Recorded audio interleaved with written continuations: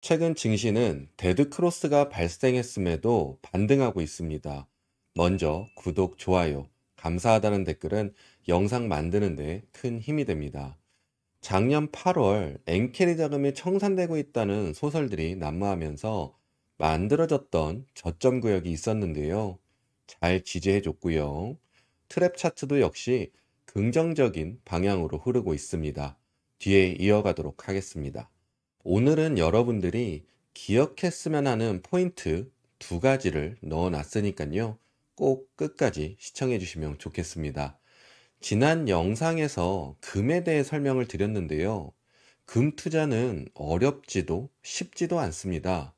장기 투자 관점에서는 금값이 상승하는 속도는 느릴 수 있지만 기본 원리만 이해한다면 충분히 장기 투자가 가능합니다. 관련 내용은 이전 영상을 참고해 주세요. 이번에는 금 ETF 대규모 매도가 있었다는 이야기가 있었습니다.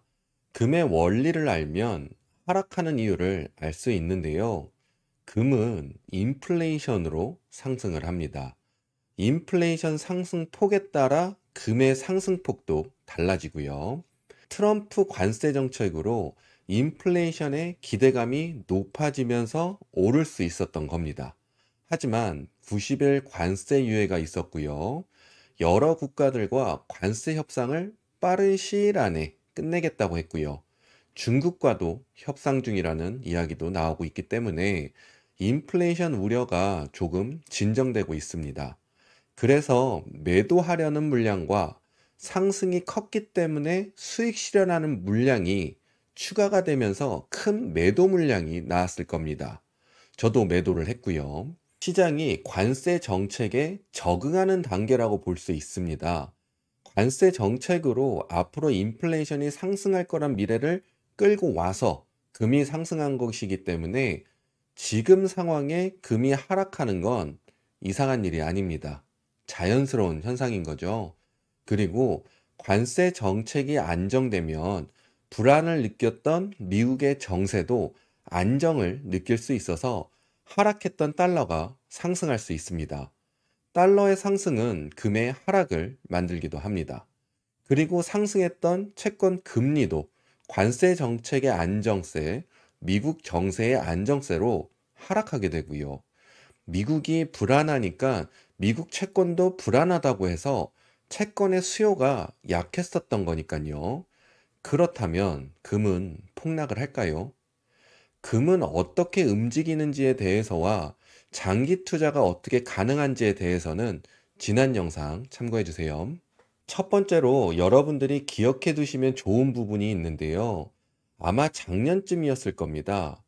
정확한 시기는 기억이 잘 안 나지만 멤버십에서는 전에도 비트코인이 증시를 받쳐주고 상승을 견인했던 적이 있었다고 제가 기억하는 이야기를 해드렸는데요. 같이 겪고 기억하는 회원분들도 계시고요. 비트코인은 움직임이 크잖아요. 큰 움직임에도 불구하고 증시가 빠질 때 버티는 경우가 있더라고요. 그리고 증시가 반등이라도 나오면 비트코인은 꽤나 유동성 공급이 되고 있다고 느껴지게 하는 상승이 나오고요. 이번에도 그런 흐름이 나오길 기대하고 있었는데 딱 맞아 떨어진 거죠. 다음에도 똑같은 상황이 있을 수 있으니까요. 외워두시면 좋을 것 같습니다. 근데 이건 알고 있다고 볼 수 있는 게 아니고요. 주가나 가격을 보면서 그 종목이나 비트코인의 가격 움직임을 느끼면서 어느 자리에 자주 머무르고 하락하고 상승하고 다시 돌아오는 주가나 가격이 있는데 그 자리에 계속 머무르는 것을 느껴야 하거든요. 주가나 가격을 계속 확인하지 마시고 종종 확인하시면 눈에 들어오는 주가와 가격이 있을 거예요. 그 자리를 기억해 놓으시고 움직임을 느끼시면 제가 외우시라고 말씀드린 부분이 이해가 되시면서 상승이 가능한 포인트를 찾아내실 수 있으실 겁니다. 쉽게 들리는 증시 공부만 해서는 절대 주식으로 돈을 벌 수가 없어요. 돈 버는 일이 쉬운 건 아니잖아요. 저도 이렇게 공부를 했고 교육을 시켜드리는 부분이고요. 돈을 벌 수 있는 공부라면 안 할 이유가 없겠죠. 이번에 반대로 비트코인이 버텨주지 못하고 하락했다면 비트코인이 증시를 눌러서 증시는 더 하락했을 수도 있었는데 다행이었습니다.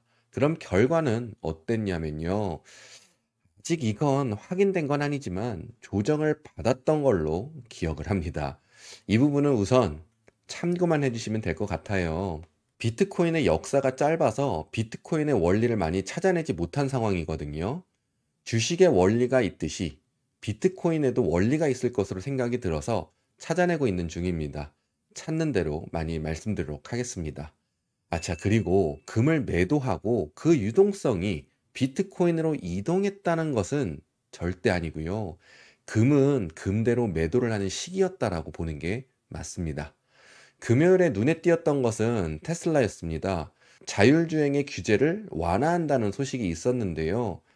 호재는 호재인데 다행히 증시가 반등하는 시기에 나와서 테슬라 상승이 컸다고 볼 수 있겠습니다. 상황적으로 트럼프가 미안해서 도와주려고 했나 하는 생각이 들기도 하는데요. 테슬라는 이제부터가 정말 중요합니다. 금요일의 고점이 추세선이 지나가고 200일선도 지나가는 자리라서 두꺼운 저항 자리가 될 수 있거든요. 그리고 박스 상단이기도 하고요. 주식은 박스로 움직입니다. 박스 안에서 상승과 하락은 행보이고요. 박스를 위로든 아래든 움직여야 상승 혹은 하락이라고 하는데요. 테슬라는 박스 상단에 올라와 있는 상황입니다. 285 위에서 머무르게 되면 박스의 상단을 찾으러 추가 상승이 가능해지니까요. 285 위에 머무르는지 확인하시면 되겠습니다. 아직 상승 추세로 변한 것이 아니기 때문에 쫓아가는 매수는 하지 않는 게 기본 운영의 방식이고요. 지난 영상들에서 말씀드린 것처럼 매수는 240 아래에서 끝났어야 합니다. 지금은 285 위에서 머무르는지를 확인하면서 추가 매수 자리 기다리시면 되겠습니다. 종목의 상승도 좋긴 하지만 증시의 추세를 보면서 가는 게 중요하거든요. 지금의 반등이 죽음 반등으로 끝날지 추가적 상승이 있을지 추적하면서 봐야 하는데요. 우리는 데드크로스와 트랩 차트를 보면서 증시의 방향성을 추적하고 있습니다. 여기서 먼저 외우고 가야 하는 거 두 번째는 데드크로스가 나면 안 좋다라고만 배우시잖아요.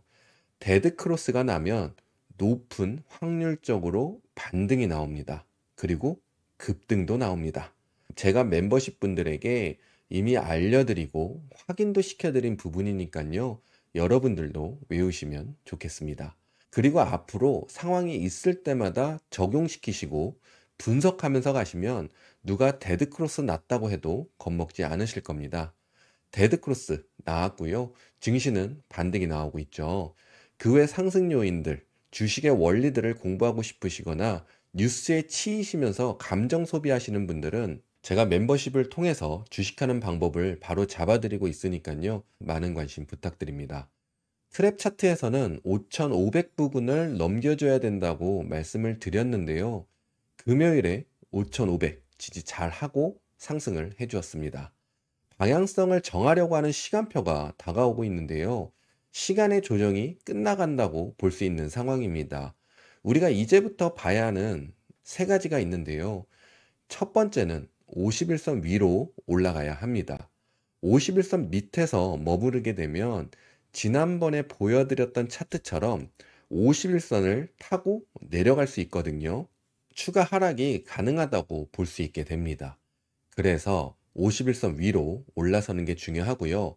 두 번째는 추세선에서 벗어났기 때문에 추세선 안으로 다시 들어오면 안 됩니다. 5,500짜리 밑으로 내려오면 추세 안으로 다시 들어오게 되거든요. 5,500 밑에서 머무르는 것은 좋지 않습니다. 또 5,500 밑에서 머무르게 되면 51선 미치기도 해서 5,500 위에서 버텨주는 게 중요합니다. 버텨주면 51선을 탈 수 있는 확률이 높아지거든요. 세 번째는 계속 이야기했던 5,800, 5,850 구간입니다. 차트로 확인되는 구간은 5,800이고요. 추세선이 있고 추세선을 넘어서 상승 추세로 전환될 수 있다고 이야기하는 자리가 정고점입니다. 이건 약속이에요. 정고점이 여기 5,775 구간인데요. 마침 이 구간에 200일선이 지나가고 있고요. 아주 단단한 저항으로 볼 수 있는데요. 저는 외우기 쉽고 조금 더 상승 추세로 넘어갈 확률이 높은 자리를 5,800으로 지정해 놓았습니다. 5,800 부근에서 횡보를 하면 다시 골든 크로스가 나면서 50일선을 타고 상승할 기회를 갖게 되니까요. 이 부분까지 확인하시면 되겠습니다. 그리고 장대 양봉 나올 때마다 상승 추세인지 확인하시는 분들이 많으시더라고요. 이때도, 이때도, 이때도. 박스 안에서 상승과 하락은 횡보라고 앞에 말씀드렸죠. 횡보니까 추세 전환이 전혀 아닌 게 되는 겁니다. 하락할 때는 이제 폭락의 시작이라고 감정의 변화가 생기시는 분들도 계시고요. 다시 상승하니까 다시 상승의 시작이라는 감정으로 변화가 생기시는 분들도 계시더라고요. 증시는 단숨에 장대 양봉 하나로 추세가 변하는 건 없어요. 제가 말씀드린 추세 변화를 지켜보는 과정 세 가지는 추세의 변화를 확인하는 기본 수칙들이니까요. 기억해 두시면 좋겠습니다. IONQ는 참 이상합니다. 긴급 공시로 거래 정지를 시킨다는 게 오랜 주식을 한 사람으로서 어이가 없다고 생각이 드는 바인데요. 주주들 보호 차원이라고 거래 정지를 시킨다는 게 참 수상합니다.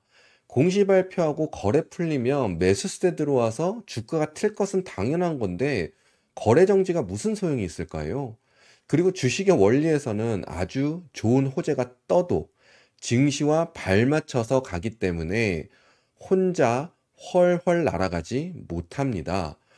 호재 타고 혼자 올라가는 종목은 쉬지 않고요. 잡주나 밈주식 분이기 때문에 INQ가 앞으로 좋은 종목으로 거듭나려면 그런 움직임이 나오면 안 되거든요. 대기업들은 큰 호재도 장 외에서 발표하는 경우는 있어도 거래 정지를 안 시키고 그냥 발표하는데 대기업도 아닌데 주주들 보호 차원에서 거래 정지를 시킨다? 뭐라고 말씀드리기가 어렵네요. 그냥 어이가 없다는 생각이 듭니다. 아이언키를 좋아하고 싫어하고 저는 종목과 사랑에 빠지지 않기 때문에요. 싫어해서 말씀드리는 건 절대 아니고요. 아이언키를 가지고 계신 분들이 많아서 상승하기를 간절히 바라는 사람입니다. 이번에 있었던 거래 정지가 정말 주주들을 위한 거래 정지였다는 결과가 나오길 바라보겠습니다. 여전히 20달러 아래로 내려가면 매수를 하려고 기다리고 있습니다. 엔비디아입니다. 90달러, 100달러 같은 자리라고 말씀을 드렸는데요. 100달러에 매수하셨어도 90달러 아래로 하락만 안 하면 괜찮다라고 말씀드리는 부분이었고요. 어차피 상승하면 100은 넘어가게 되어 있기 때문에 걱정할 필요 없는 상황이었습니다. 첫 번째 저항이 116에 있고요. 120까지 열려 있으니 장기 투자하시는 분들은 120 위로 상승을 하는지 지켜보시면 되겠고요. 120 위로 올라가면 추격 매수를 시작해야 할 수도 있거든요. 상황 변화가 생기면 다시 말씀드리도록 하겠습니다. 메타는 실적이 곧 있습니다. 실적은 잘 나올 거라 생각이 들고요. 지금은 경기 침체 프레임이었고 관세 정책은 적응을 해가고 있잖아요. 문제적인 시간을 겪은 것이 아니기 때문에 실적은 잘 나올 거라 생각이 듭니다. 증시도 반등 구간에 서 있기 때문에 반등 구간에서의 실적 발표는 상승 확률을 높이거든요. 그래서 상승할 것으로 예상할 수 있는데 실적 전에 들어가실 분들은 540, 530 구간에서 들어가셔서 실적 보시면 되겠습니다. 실적은 로또와 같습니다. 잘 나와도 하락할 수 있고 안 나와도 상승할 수 있어서 저는 실적은 상황을 보고 판단해서 찍습니다. 이번에 찍는 건 상승 쪽으로 찍어 놓았고요. 상승 시 570, 580 부근 기대해 보고 있습니다. 애플입니다. 애플은 210 부근이 과거의 매물대였거든요. 제가 말씀드린 매물대는 반등이나 상승장이 왔을 때 빨리 도달하는 주가인데요. 플러스로 빨리 전환되는 자리들이기도 하고요. 멀리 잡아드리기 때문에 효과적으로 매수를 할 수가 있습니다. 제가 말씀드리는 매물대는 기억해 놓으시면 도움이 되실 거고요. 애플은 옆에 갭이 있어서요. 채울지 안 채울지를 확인해야 하는데요. 상승을 하든 하락으로 다시 돌아서든 갭을 채워야 방향성이 확실히 만들어질 수 있거든요. 갭을 채우냐 안 채우냐 혹은 채웠을 다음의 방향성은 다음 영상들에서 계속 이어가도록 하겠습니다. 알려드릴 게 너무 많은데 한 번에 다 담으면 이해하기가 힘들 수도 있어서 최대한 한 단계 한 단계씩 많이 알려드리도록 하겠습니다. 혼자 카더라유스에 치이시면서 방황하지 마시고 제대로 된 주식을 하고 싶으신 분들은 멤버십에도 많은 관심 부탁드립니다. 여러분들이 제대로 된 주식을 할 수 있도록 좋은 영상 많이 만들도록 하겠습니다. 구독, 좋아요, 감사하다는 댓글은 영상 만드는 데 큰 힘이 됩니다. 그럼 저는 다음 영상으로 찾아뵙겠습니다. 감사합니다.